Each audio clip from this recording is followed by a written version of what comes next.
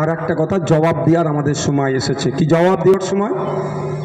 আমি সেই সময় সম্ভবত জেলে ছিলাম, জেলে পেপারটা পড়েছিলাম।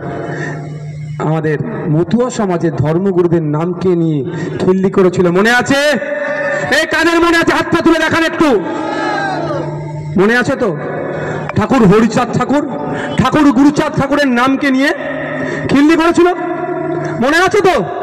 তাই গুরুচাঁদ ঠাকুর, হরিচাঁদ ঠাকুরদের নামকে নিয়ে যারা খিল্লি করেছে, শুধু মতুয়া ভাই জবাব দেবে এটা নয়, যারা ধর্মপ্রাণ মানুষ আছে আমরা ঐক্যবদ্ধ হয়ে সরকারকে জবাব দিতে হবে। এই মমতা ব্যানার্জিকে জবাব দিয়ে দেবো। আগামী দিনে কোনো ধর্মগুরুর নাম নিলে যাতে সঠিকভাবে নেয় তার জবাবটা দেবো। এতদিন হয়ে গেল, এখনো পর্যন্ত তিনি বললেন না আমি মুখ স্লিপ করে বলেছি বা আমার ভুল হয়ে গিয়েছে। মানে কত অহংকার, ঔদ্ধত্য, বুঝতে পেরেছেন?